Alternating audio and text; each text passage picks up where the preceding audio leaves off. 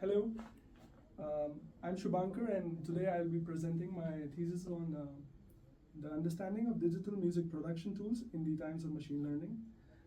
I have worked under the supervision of supervisor Janine Koch in Wendy McKay's lab. So what is common between these four images that you see here? These are plugins and these are music tools, but they are too complicated to understand if you look at them and take your time.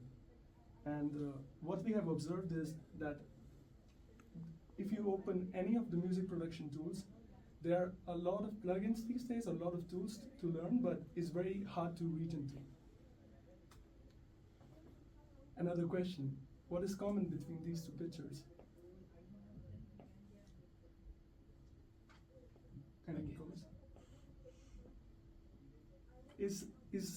They are trying to express music using their gestures, and they are coordinators, and this is the project and our problem statement. How can gesture-based interactions in human-computer interaction enable creative professionals to explore and express themselves through music using gesture recognition? And here you can see some Italians trying to express themselves. Talking about related work, it could be condensed into two parts, interactive systems and artificial intelligence. The first is, there's a work by Wessel, it talks about the most profound technologies are those that disappear. They weave themselves into the fabric of everyday life until they are indistinguishable from it. So as we move towards ubiquitous system, or as Apple coins it, spatial computing, the system is not directed towards the person, but you are not directed towards the system, but the system should be revolving around you. And further, as we talk about AI explainability, Afshar emphasized the need for explainable AI in music production system. Transparent algorithms allow musicians to understand how they get the recommendations.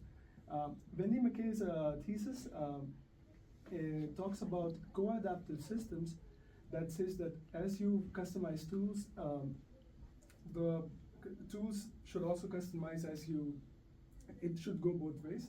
And the user, when they start customizing, initially they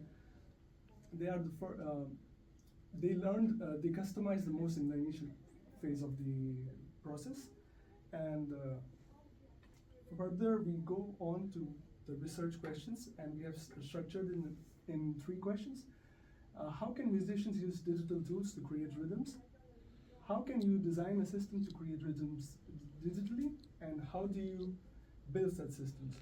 So going on to the first question, we have employed an interview methodology where we interviewed 7 individuals and we performed semi-structured interviews. We analyzed them using thematic analysis and reflected on the findings to provide recommendations for the design of music technology. So we participated, we recruited them, participants using social media and individually. And then later we talk about the findings and the design implication in the next slides. The participant data can tell us that the rough age of everyone is around in their 20s, and they play an instrument. They know how to use digital tools, and some of them also know how to mix music. So thematic analysis is a process by Brown and Clark that is done in these 6 steps, and we'll be talking about what we found in the next slide. Our finding is theme 1 is musicians use existing sounds and musical objects to explore rhythms and create music. It's akin to sampling or taking objects and using them. As you see here is a visual representation, and the purpose here is to show that when you are trying to make music, you also have, you can structure songs in this direction, but also you have channels that allow you to place different instruments and different tracks, and you can play them and create the track together. So our finding 2 is musicians construct music channel by channel. And here we have 2 sub-themes, which is producers start with a bass and then they add different instruments. But secondly, musicians also create sound structures within their digital interfaces. and organize sections into different sections like intro versus chorus and so on. Our finding 3 is effect addition to each channel. The role of personalized effects are important and in shaping individual channel and influencing the tracks. Here is a visual representation of different channels, and you have a way to customize them individually and apply different effects. Theme 4 is visualization. Its importance is paramount as there are many sound effects, and noting that the visual feedback aids in more precise and informed adjustments. So if you are mixing music, you need to know that here is a visual representation.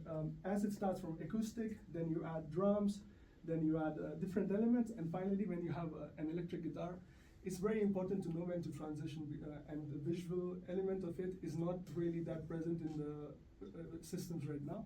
Plus, beats per minute is another visual indicator that should always be present in a system. Not always, but is a recommendation.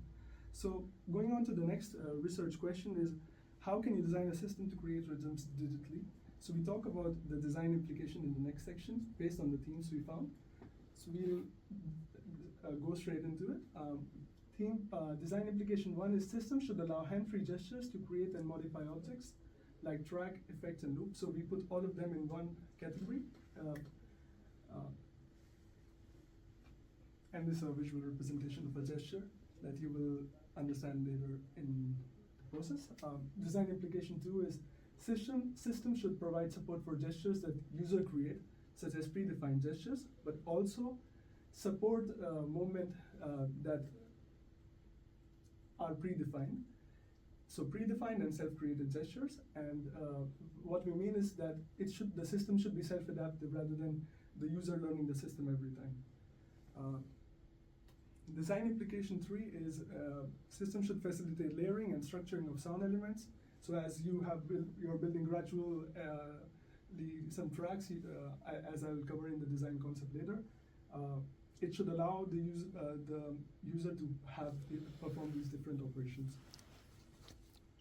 Design implication 4 is allowing different operations across channels and allowing the customizations based on the previous themes.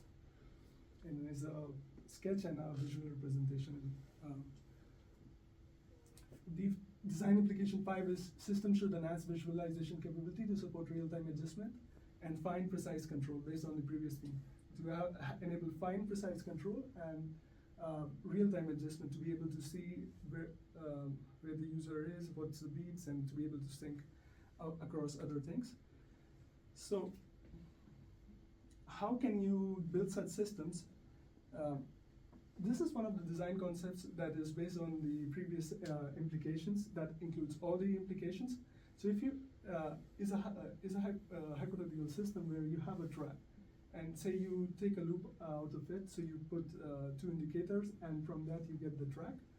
You save it, then you can copy it, so you have 2 channels running across. Then in the third, you just have the track that you are creating, and then you use gestures to create music, and you place them along in the same channel.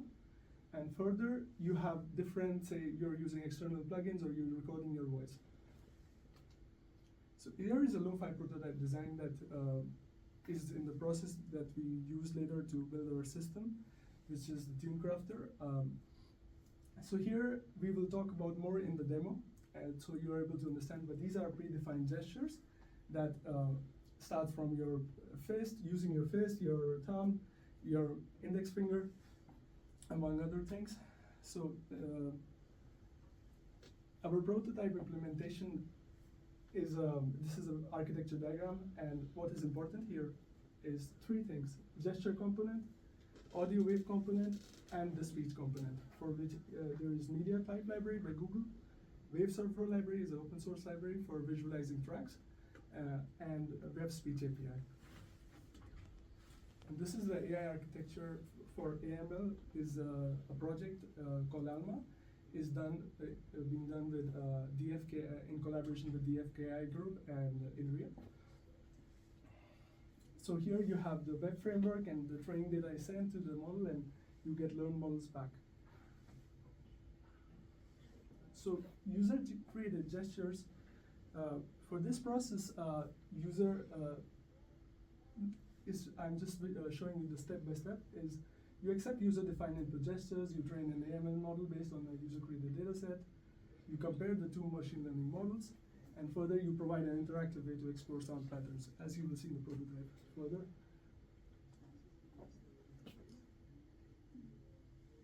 Can you hear? We cannot hear, but we can So see I can the speak video. over. Yeah. So you choose a track here, and you hold to record your instances. So you are, say for a track, you're correspondingly recording your gesture. And for this, you're doing a circle to map to a loop. And further, you choose drum, and then you record again.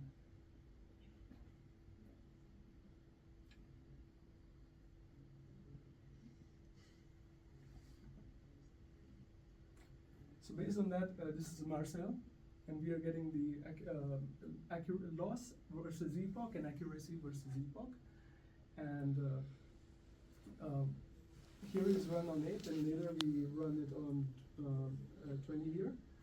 We change the setting. Is the video working?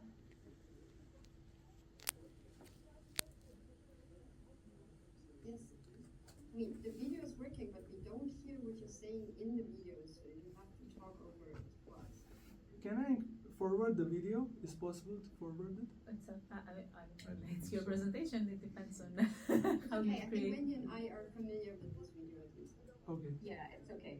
Just keep going.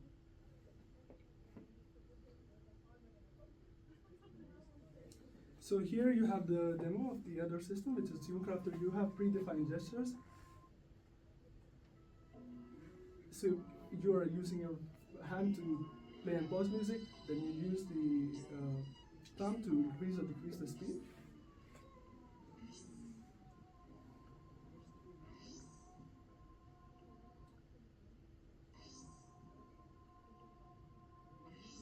And then you have 3 different options to use your hand as, either as a piano, as drums, or as using samples. So each finger is corresponding to a different input, like drums.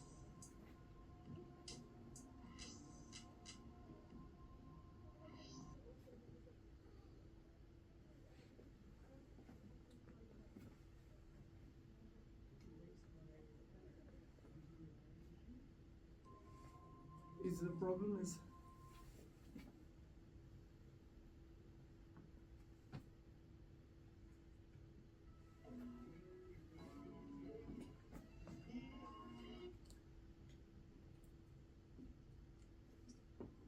so you have me playing with the system here. What I'm trying to show is to be able to make a loop using my finger, and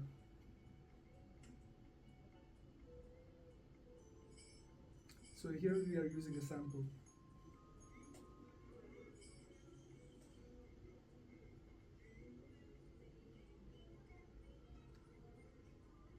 So the idea is that further it can be used as a looper, where people use their foot to put different tracks and loop across the same track.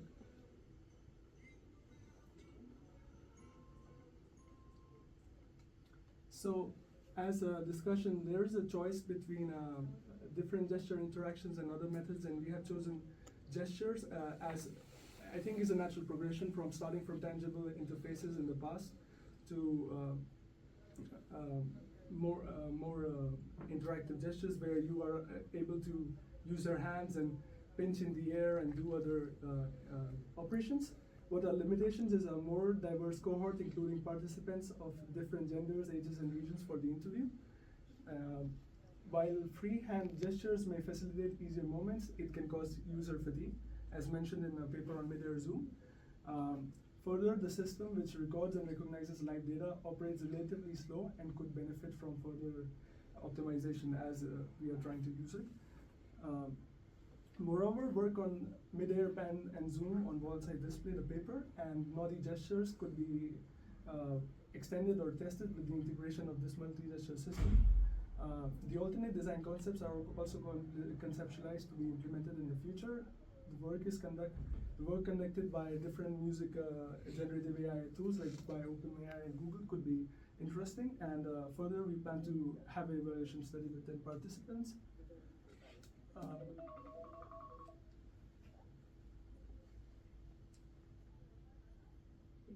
Yeah, we finish or we have time? You tell us if you're finished or not. Is there a penalty for going on? Yes, there's penalty for I'm going not on, but so finished. you're going to stop. Okay, without conclusions. Okay. So,